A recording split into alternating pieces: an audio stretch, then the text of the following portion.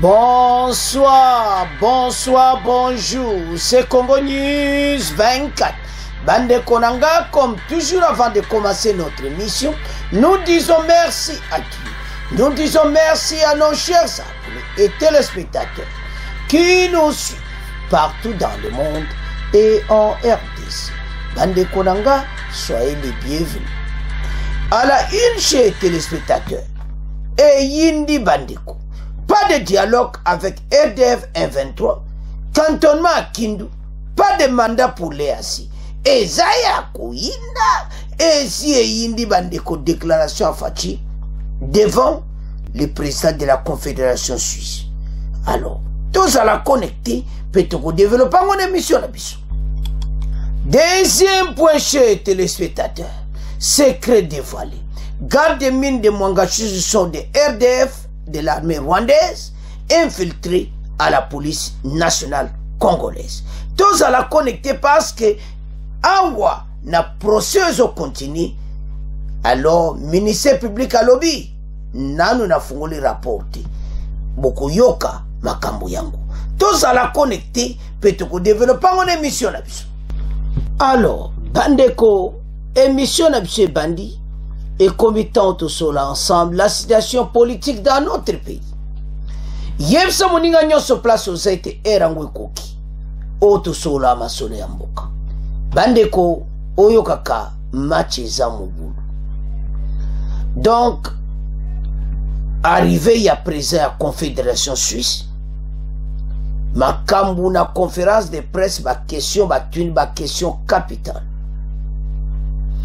Oyo kakapenda que surtout oyo ya Suisse romande o que les questions batuni et pas présent Fachi penda à lobby yamba de kone mission soko yoka kiango bienti lande mission parce que toko kenda mdamu tojika mwa extrait ya conférence de presse tomeka kwa analyser ensemble biso nyonso parce que ma solo tozoyoka makambo ebele toyoka na est mokonza mboka clarifier nyonso comme ça confusion za système mito ba congolais na ya manda ba EAC metoke na malem atuni question sur situation humanitaire à l'est 1-23 makambo wana tout Fachi lobibo. Bandeko tolanda très bien parce que conférence de presse on les a eu vraiment animés et ça là qui kitoko. Alors Fachi me ko sale effort ame ko expliquer na ba congolais parce que yangonde ba congolais banga ba comprendre ce qui tozolo ba mission que le pays est changé. Mokonza mboka aza vraiment déterminé pour Namboka Nabiso. Je crois bien réponse na yesali ba congolais plaisir. Il y a comment le gouvernement va déterminé ya kuradier ba 1-22. Il a commencé d'abord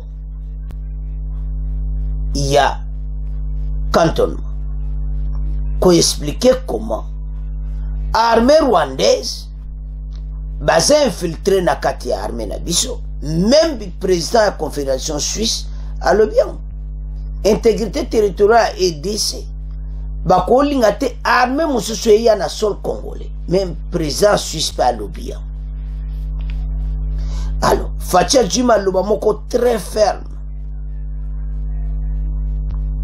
alors que situation il y a 1-23 par rapport il y a accord à Luanda dont on a comprendre retrait na bango ezo salama malgré eza pena ndenge il fallait salamati mais ce qui est vrai eza que bango bakozala cantonné d'abord à Kichanga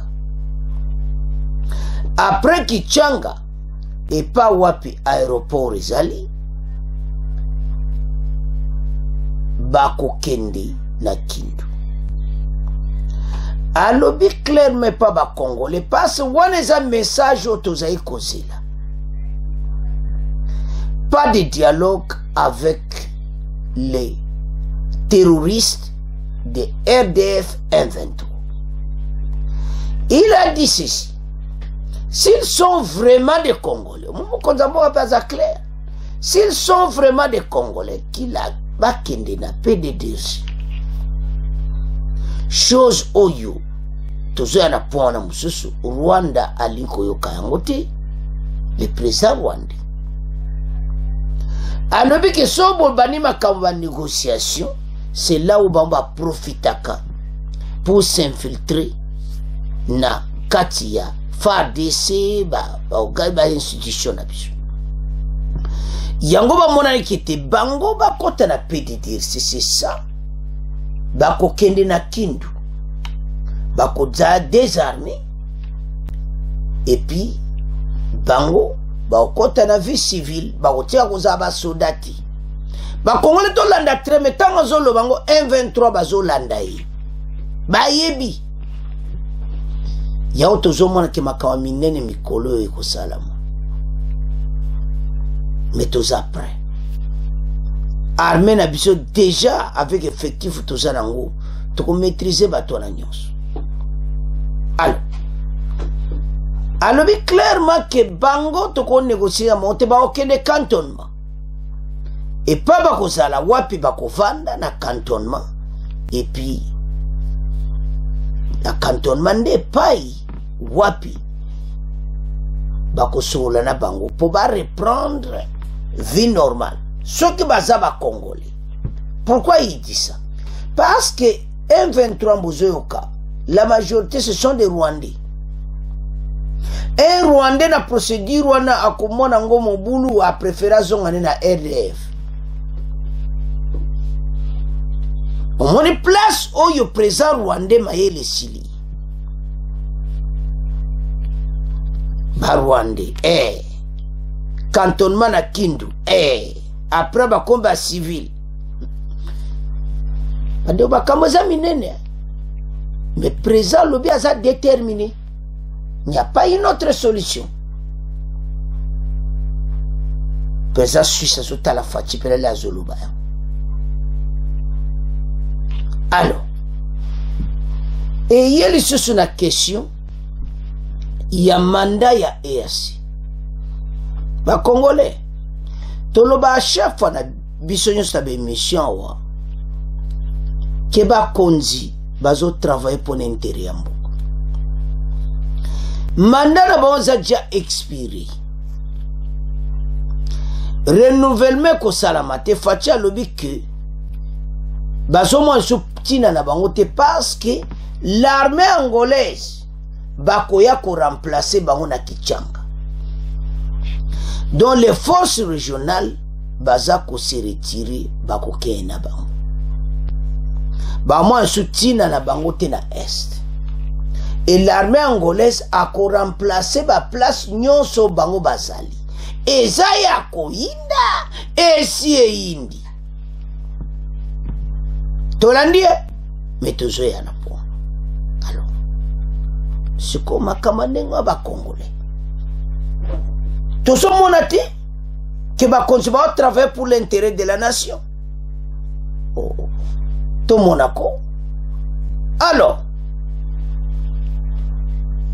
Totanga, Bongo, to yoka président de la République, Bongo après, to commenter. Le président de la Confédération Suisse, Bandeko Akomaki, a le Bayambe qui est très bien. Alors, batune ba question tozo yana Suisse après pour batune ba question penaye mais to banana fachi. Félix Tshisekedi s'est exprimé ce jeudi au sujet de l'avenir du M23. Il a pris la parole à l'occasion de l'arrivée dans les Berset, le président de la Confédération Suisse à Kinshasa. Le M23 sera précantonné comme nous l'avons proposé à Kichanga où se trouve une base de la MONUSCO, mais aussi une piste d'avion parce qu'après le précantonnement, dont le désarmement, ces forces seront déplacées vers un site que nous sommes en train d'aménager maintenant, près de Kindu, où elles iront en cantonnement. makamboza minene président Rwandi na ba M23 na yi ba cop na yi kufi. Dès là, nous les préparons à s'introduire dans le processus de DDR communautaire. Nous sommes dans cette dynamique, a-t-il dit. Félix Tshisekedi s'est d'ailleurs rendu à Luanda, Angola, mercredi. Il a eu dans une visite de travail de quelques heures un entretien avec son homologue Zoa Lorenzo. Bozolanda, Mututa Ebakiam. Akenaki mercredi. Aepe Kozon. Bisote Ebina bisote quelques heures. Baeba bon sandenge nini. Armée angolaise baya ko remplacer. Ba force à EAC. Match za mobulu na kata terrain. Il s'est rendu là. Il a eu dans cette visite de travail quelques heures d'entretien avec son homologue Lorenzo. Selon la présidence angolaise, les deux dirigeants ont évoqué en détail le processus de pacification de l'Est de la RDC. Bozolanda, ba solo li bango na Lorenzo, ndeni bako pacifier Est, ezali susu te, ba solo na ta EAC. Match za mobulu. Selon la présidence angolaise, basoli pour la pacification. Un accent particulier a été mis sur le programme de cantonnement des combattants de M23 ce jeudi à Kinshasa. Il est également prévenu sur les principaux axes des revendications du M23 et Rwanda. Bozolanda bandiko. Va revenir sur la revendication de M23 na Rwanda. Basole on a Lorenzo. C'est une agression.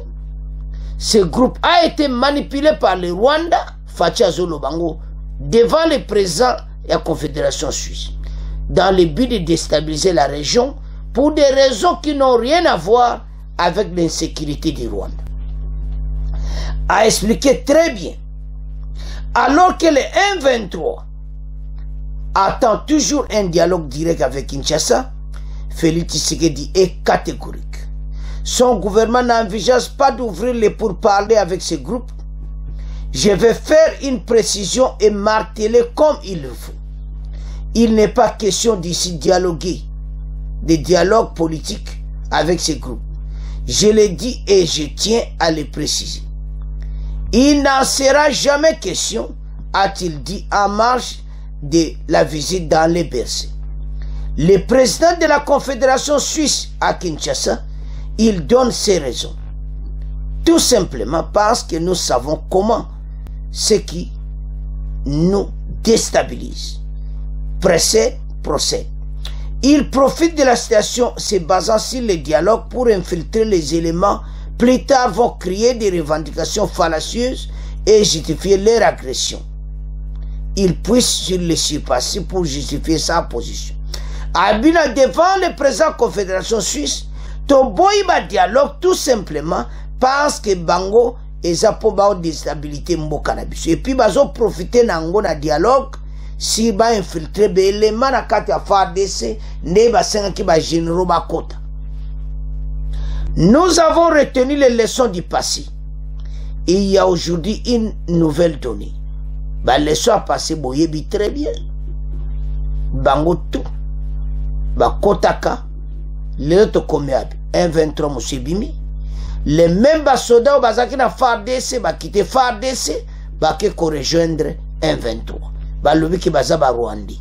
Mais Kalawana. Hey! Alors, il n'est pas question de dialogue. Il a martelé. Pas de dialogue politique avec ce groupe. Je l'ai dit et je tiens à le préciser. Il n'en sera jamais question, a-t-il dit, en marge de la visite dans l'Imberse. Le président de la Confédération suisse à Kinshasa, il donne ses raisons.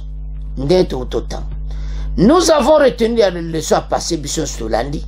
Il ne sera désormais plus question de négociations politiques qui utilisent les moyens militaires contre la RDC. Alors, d'ailleurs, Assemblée nationale va se sanganaki. On a très bien. Fatia Lubi, Assemblée nationale, le Parlement a pris une position claire. Ba groupe armé, oyo bazo telemela mboka, ba kozala jamais kosola na ba. Il a profité pour vanter l'utilisation des PDDC, c'est ceux qui ont fait cette guerre soutenue par le Rwanda sont des Congolais. Comme il l'affirme, ils devraient normalement entrer dans cette initiative du PDDC et rentrer à la vie civile. Alors, sans plus tarder, Toyoka, son excellence le président de la République, Oya Betty Marto Nicolas Messa, pas de dialogue avec RDF 123, cantonnement à Kindu, et puis pas de mandat pour n'abattre EAC, armée angolaise à remplacer. Tolanda Fachi. Merci beaucoup. La prochaine question est adressée à son Excellence, Monsieur le Président de la République démocratique du Congo. Elle est posée par Monsieur Paul Lorgerie de la radio suisse romande, non, RTS, hein, radio-télévision suisse. Oui, bonjour Monsieur le Président, Paul Lorgerie de la RTS.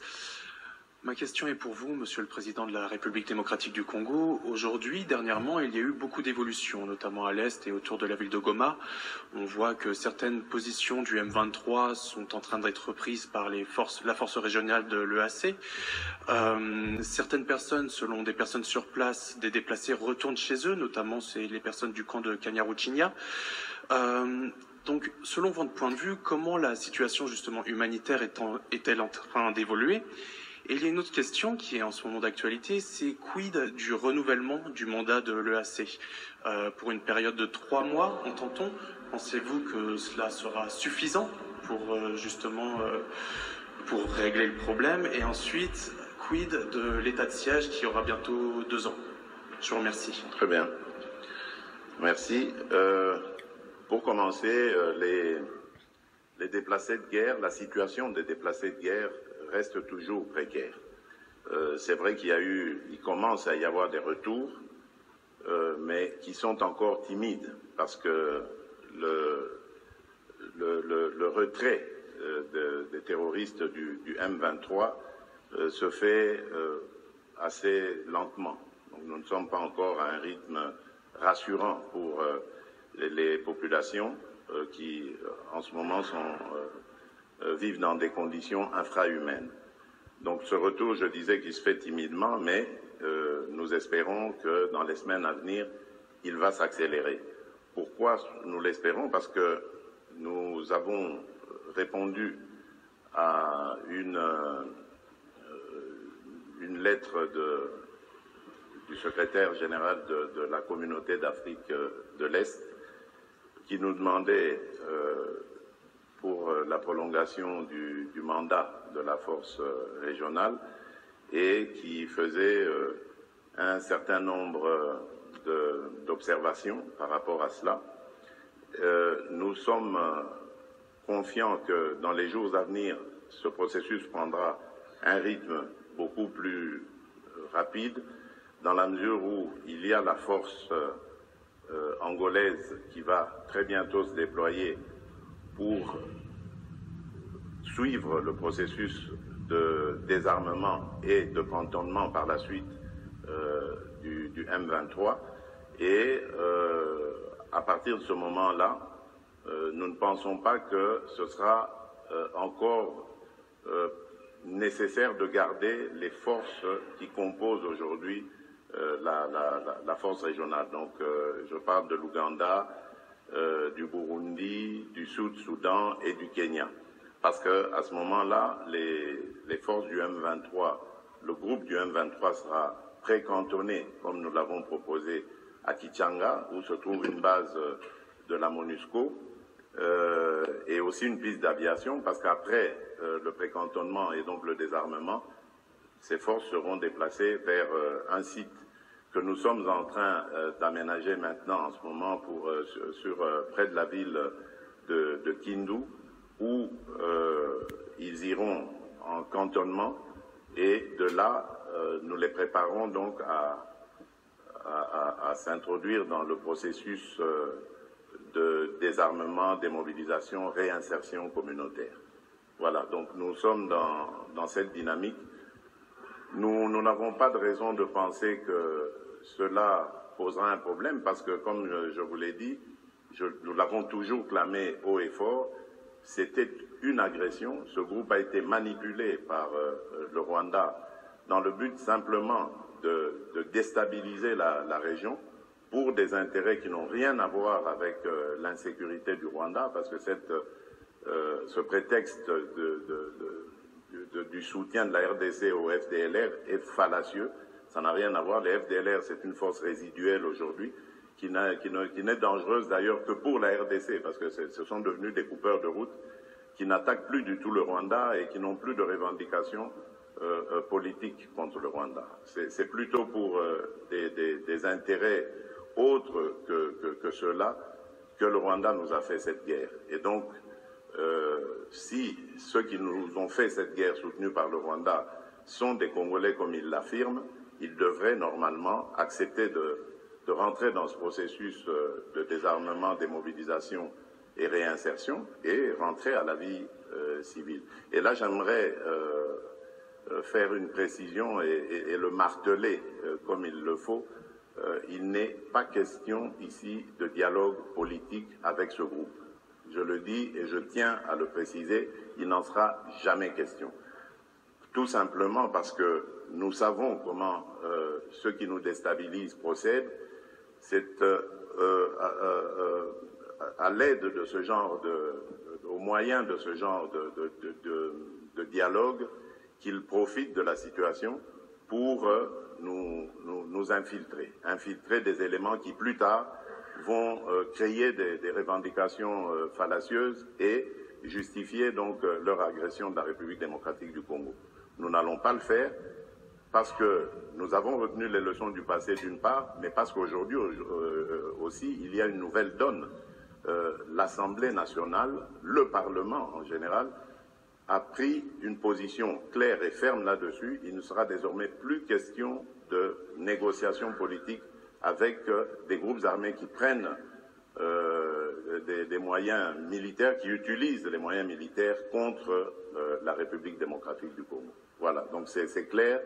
Ce qui va se passer, c'est du désarmement et de la démobilisation tout simplement. Si ces gens sont congolais, ben, ils vont devoir accepter de regagner la société civile, la vie civile, et non plus s'adonner à leurs activités. Voilà. Merci. L'avenir de la région et des pays eux-mêmes.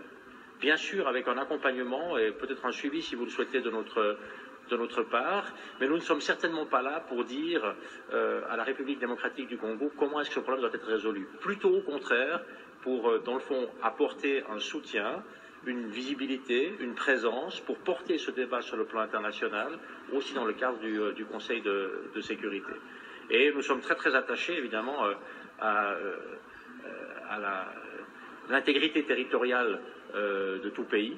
Et cette intégrité territoriale signifie simplement qu'il n'est pas acceptable d'aucune manière qu'un autre pays intervienne sur les territoires d'un pays souverain. Et je crois qu'avec ça, on a naturellement une position qui est très claire. Banamboka tolandi mokonza nyati pena ba point yango. Journaliste à télévision suisse à Tuni Fatia Dju pena bi voilà. O tapena na sopa yango très bien. Puis journaliste suisse à Zonying Samutu. Donc Fatia nyati makambo très bien. A le mabena mututi. A lobinde la vérité o ba congolais bazaki na posa nango ndeko ozolanda émission olandaki yango mpe na RTNC peut-être mais ozwi occasion na Congo News 24 orépété yango totelemako ozomona te bakonzi bana posa mboka totika biyoka yoka ya les gens qui ba nouvelle eza te information eza te mpona ye il faut ya kochange makambo ya bakonzi bazoloba à manipuler le peuple. Il n'y a plus de manipulation par les Congolais. Tout ça n'a bino maïli. Biso benaka le boya biso to eto tchebino nanzela. Et ça clair. Et ça ma solo ba Congolais ba olinga tanga ba commentaire. Tout ça n'a besoin ba M20 ba EAC lisusuté. Peuple assez à lobaki yango. To tchela bino be mission po boyoka. Tala be mission eleki. Peuple azo ganga. Ba yebisi président de la République, ba yebisi peuple à Goma, ba jeune nyonso ya no Kivu, ba dans un mois tout le monde a FARDC na ba place wana. Eza ya koinda, Et ici, il y a une réponse. Et que vous allez le sous-bongoté. Et que vous allez clairement échange. Et à Sebaki, l'armée angolaise va remplacer. Donc d'une manière ou d'une autre, la SADC, la Katamboka, la Bisso, il y a comme Mekasiko. L'armée angolaise va jouer la détermination. Bon, l'année de Tangi Fatia Zalaki na Luanda le mercredi. Nana Ebaki. Basolo lina Lourenço Nyonso pour la pacification, il y a S et RDC.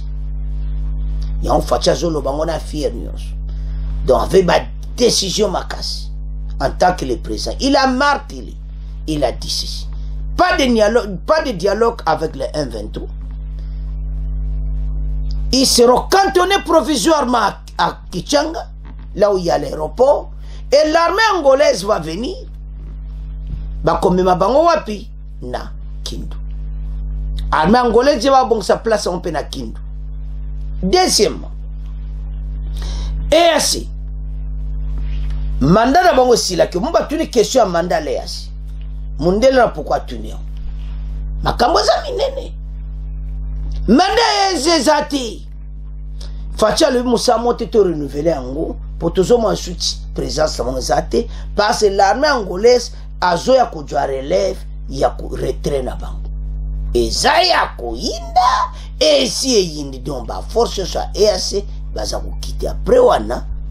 Fatina Lourenço basoli boui to bandele ango po ba congolais boyo ka très bien ba bongisi RDC na Angola les deux pays pour la pacification à est de la RDC et ça le soutient ba force à East African Community ba ene ba fokop ba kutane pena ba kutane ba stratégie mo konza mboka omoni siko siko banani ba bimba zoba bataye asi Baba Zaika na boule to sala boto sala ma solesi.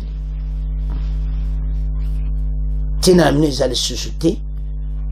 L'armée angolaise va remplacer partout pour surveiller le repatriement na bango. Alors ba force à EAC ba zozonga. Na ba pays na bango. Donc message est clair. Maintenant, si on comme une pona, bango maintenant 1,23 et c'est pas qu'on sale là. Pour le moment, bah ça quelque part dans la nature. Bah il y a que cantonnement na bon zana Kichanga. Totala, ndenge armée angolaise bah kozala terri à Kichanga. Ils ont la 4-4. Oye koto Masisi Ruchuru Bunagana donc Kichanga na katikati. Alors après ba juba force angolaise ba Kabuli yango partout. Talande masolango kekende. Fachi ba siba bonsela Lourenço comment ba pacifier est. Bandeko mes présents confédération suisse ba on ba yaka yepa ba ko dazo insister. Toujours y a pone. Bamba ya muta pena o cop na iti yepa ye cop na yi. Ko jo confiance pas na biso. Yazo comme la Nations Unies. Alors, si ko bamba comment diriger comme baza une influence parce que na Genève est le deuxième siège à ONU. Siko baza reben tere na bam. Akuta le pena ba question na yi. Ba tuni question. Kamanda Wakana manda a posé première question. Alors, maintenant, de quoi mususu nde oya RFI yende ayo pena konyata. Alors, Toyoka, président Confédération Suisse, bon, auto avance. Paradis fiscal, mais en tout cas, comparé à la France, à l'Allemagne et aux autres pays européens, la Suisse, c'est un paradis fiscal pour les consommateurs. Il y a... Merci beaucoup, Monsieur le Président. En RDC, la Suisse est présentée comme un meilleur paradis fiscal. Ceux qui pillent leurs ressources, généralement en Afrique, trouvent mieux de garder leur argent et leurs avoirs en Suisse. Est-ce que après, il peut y avoir possibilité que cet argent soit rendu au peuple, notamment le peuple congolais, puisque nous faisons partie de ce cas-là. Est-ce que vous pouvez nous en dire un peu plus sur le cas de la République démocratique du Congo? À éviter que la concurrence fiscale, dans le fond, détruise la base fiscale sur laquelle les États doivent aussi pouvoir se financer et fonctionner. La question des ressources et des sorties de ressources, je crois que c'est une question que nous ne pouvons pas régler, que chacun peut régler sur son territoire. Et naturellement, il s'agit ici, je pense, d'une responsabilité de la République démocratique du Congo dans des conditions qui ne sont pas simples, Monsieur le Président. Je le sais bien, on a pu en parler également hier et aujourd'hui, de manière à ce que l'extraction des ressources, l'utilisation de ces ressources suivent des règles qu'il appartient aux pays souverains de déterminer et de fixer. Ensuite, s'il y a des choses qui se basent sur une base illégale ou s'il y a des montants ou s'il y a des moyens qui s'échappent sur une base illégale, il y a aussi là un cadre dans lequel on peut entrer en contact pour résoudre les problèmes. Et d'ailleurs, c'est déjà arrivé avec la République démocratique du Congo. Et la Suisse a, je crois, à chaque moment démontré non seulement sa volonté, mais aussi sa disponibilité sur la base du cadre légaux existant de travailler avec tous les pays qui souhaiteraient discuter de ces questions et trouver une solution pour le retour de l'argent. Donc nous sommes toujours ouverts et disponibles pour mener la discussion. Il faut évidemment que ça se passe dans un cadre qui a été défini. Et nous avons ce cadre, et nous avons d'ailleurs une certaine expérience avec ce type de situation. Nous sommes toujours ouverts à ces discussions. Merci. La question est simplement de savoir, oui, la question est simplement de savoir ce que la République suisse a fait de l'argent qui était bloqué dans les banques suisses à l'époque du président Mobutu, parce que tout le monde se souvient qu'il y a eu des fonds bloqués. Est-ce qu'aujourd'hui, avec cette visite, les Congolais peuvent aussi dire qu'une partie de ces fonds ont été utilisés pour l'aide humanitaire ou ça a servi à autre chose? Merci. À la fin des années 90. Et à la fin des années 90, le gouvernement suisse a gelé un compte bancaire, a également bloqué les avoirs. C'était une villa ou une maison qui avait appartenu au maréchal Mobutu Sese Seko pour un montant d'un peu plus de 5 millions de dollars. Et alors, à cette époque, la RDC n'avait pas engagé de procédure pénale pour retrouver ses biens, elle n'avait pas non plus confisqué ses biens, et la Suisse a essayé d'aider, de soutenir ces processus malgré tout. La Suisse avait même mis à disposition un avocat suisse pour représenter la RDC dans une procédure pénale contre le maréchal Mobutu en Suisse. Mais ça ne s'est pas poursuivi. Et là, c'est aussi une question de responsabilité, une décision, j'imagine, des autorités de la RDC de l'époque qui n'avaient pas poursuivi les voies légales en Suisse jusqu'au bout. Nous avons essayé, la Suisse a passé 12 ans à essayer d'empêcher que cet argent ne retourne aux héritiers et qu'il puisse précisément être utilisé à d'autres fins ou revenir à l'État, mais ce n'est pas possible de le faire si l'État n'engage pas de poursuite. Nous avons fait tout ce que nous pouvions de notre côté et le cas s'est ainsi arrêté. Il n'y a pas de lien par contre avec le soutien de la Suisse et la présence de la Suisse sur le plan bilatéral.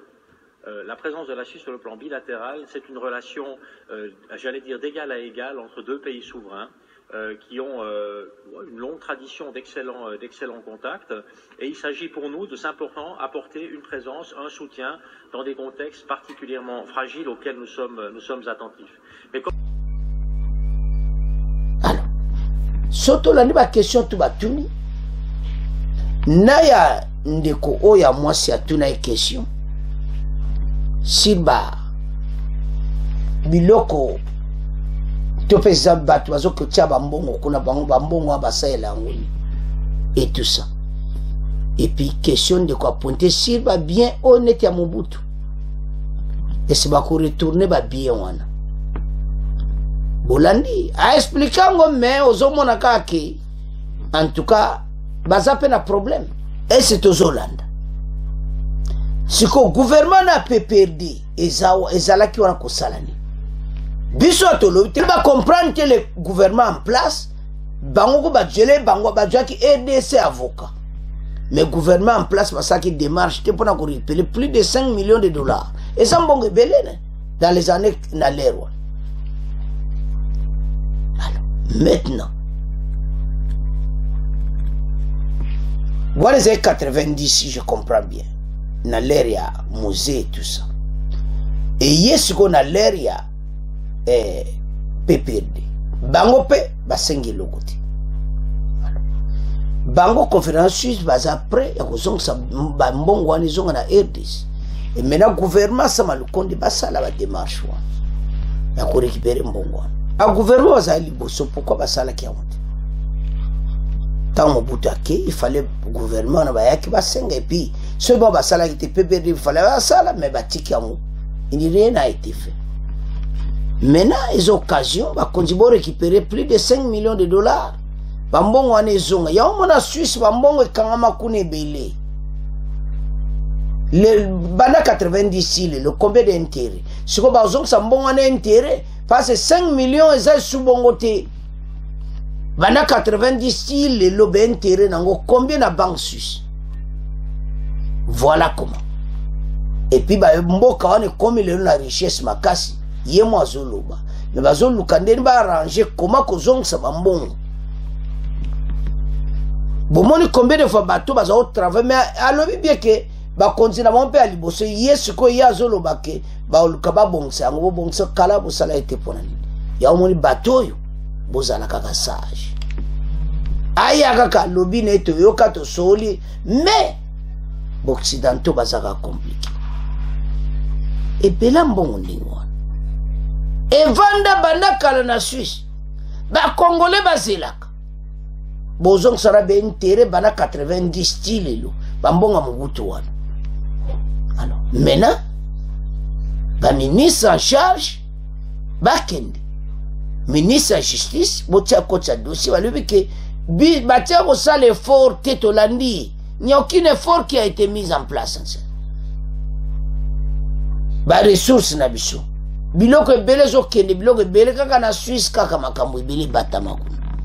Alors maintenant to landi to comprendre comment Occident aba net ba Suisse baza coopérer ba congolais to lamuka conférence de presse yo fait la musangai na yonde konanga nyoso azolande mission que pays oyo to kotelema pe mokili bakoyoka bakonzi bazana posa ya mboka ibonga yango maweza ke to ba manipulation eleki trop na ba information congolais a vrai info. Alors biso yo sto landi yango ibele pe balanda ki na bango commentaire mingi ati mais l'autre ntoloba eti bakonzi baza déterminé. Alors oya présent confédération suisse ba réponse sur Mobutu et tout ça na ba taxe et tout ça comment tika on a bien beau commenter et ça très important pour na aider à venir mais tozo beta city makamba 123 makambu ya EAC toza na clarté bande kwa Kivu bozaki na pose te bateau il faut bakeni boyoki ba renouveler mandat. Message na mon message penal et ça l'émission ba congolais pena bazolo ba pas de ba ko renouveler ngoli shooter ba konzi ba décider armée angolaise azo ya ko remplacer bango. Voilà, c'est à ce point to comment clôturer premier point to comment kende na deuxième point. Alors bandeko to komi na point na biso ya Mwanga Chouchou bandeko ba vérité bimi na ministère public en tout cas oye bimi na rapport Mawatu. Donc Mwanga Chouchou azaï prena un arbre qui couvre la forêt et ça passe pe mawa comment pays na biso eza infiltré na modèle wana. Le dossier ya Mwanga Chouchou est comme pena mobulu. Mwanga Chouchou azui ba soldat ba wuti Rwanda et tout ça ba eko s'infiltrer na kati ya société na ye ya Sakima. Osomona ezo sala mawa comment Mwanga Chouchou a sali ba cop na ye. Selon rapport ya ministère public, Mwanga Chouchou azalaki ko recruter à peu près do ba soldat rwandais na RDF baye ko s'infiltrer na la police nationale congolaise. Alors, soko tali dossier Mwanga Chouchou lobi Nzambe. Des soldats ya armée rwandaise. Bazo kengela nini na ya ba mine ba ore zo katsa. Alors, soko tali les amawa. Alors, au mona clairement les mêmes bango ba kotisko na police nationale congolaise tala infiltration. Ezo salama ba congolais pays zalaki tellement infiltré ya ba konjiwa juba décision à makasi. Alors, au mona clairement était battu le kola ba Mwanga Chouchou ba tsepena désordre na mboka. Alors, maintenant ministère public a lobby que nanu ba tangi rapport wana te. Mais ba lobby c'est grave. Tant ba ko fungola rapport ya Mwanga Chouchou. Bazo mona ke vraiment oyo kaka danger. Ba bomdo makami nene kubima. Alors, voilà les dossiers. Alors, tome kaptanga Mwanga Chouchou. Bon auto avance. Secret dévoilé. Garde de Mwanga Chouchou. Des mines de Mwanga Chouchou sont des RDF infiltrés à la police nationale congolaise. Ministère public, à l'obina Mwanga Chouchou, clairement était nan ba fungola ngoti. À l'obita ba ko fungola, eza somo ba dégâts total. Les rapports. Complicité.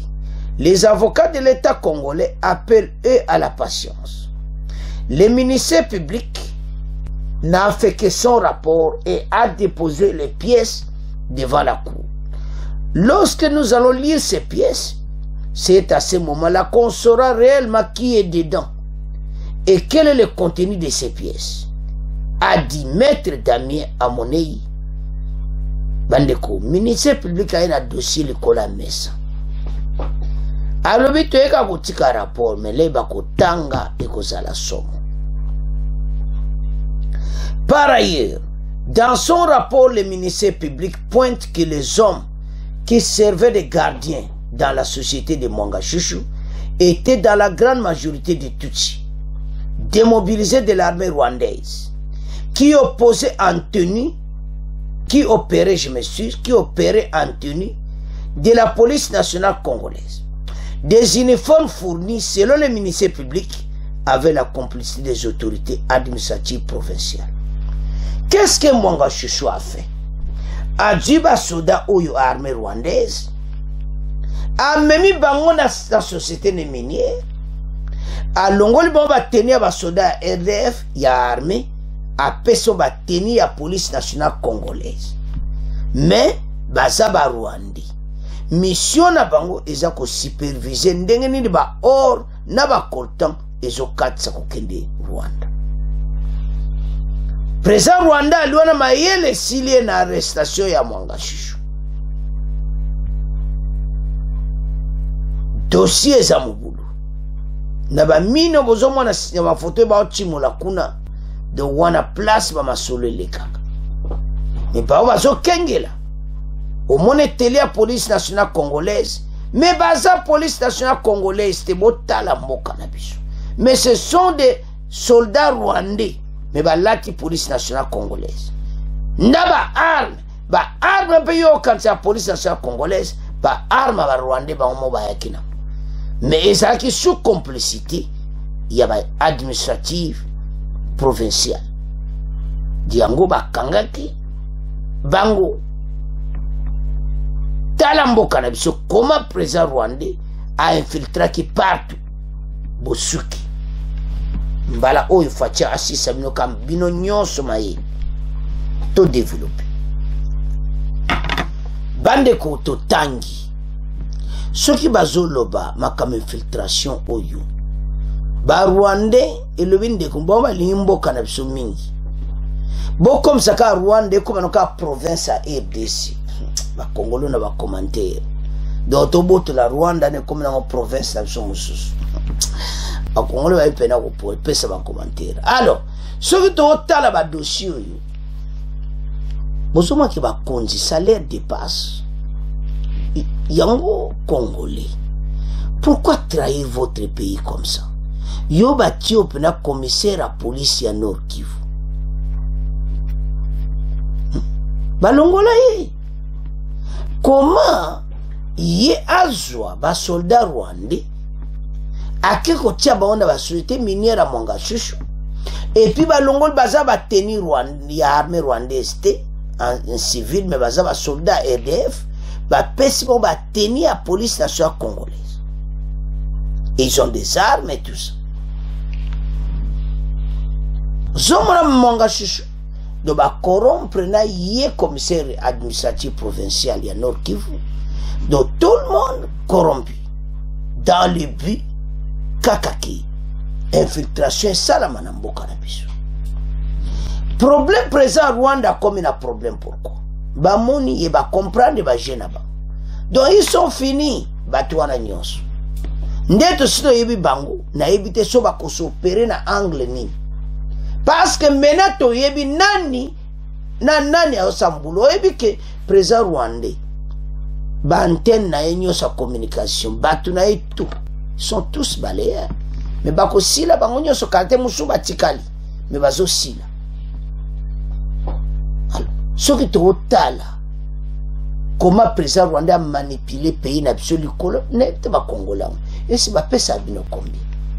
Bon, la majorité pe ezaka bato ba utaka na ba kora M23 ya 2013-2014 bango pe ba Rwanda kaka na kati ya FARDC na kati ya police nationale congolaise bazo continue.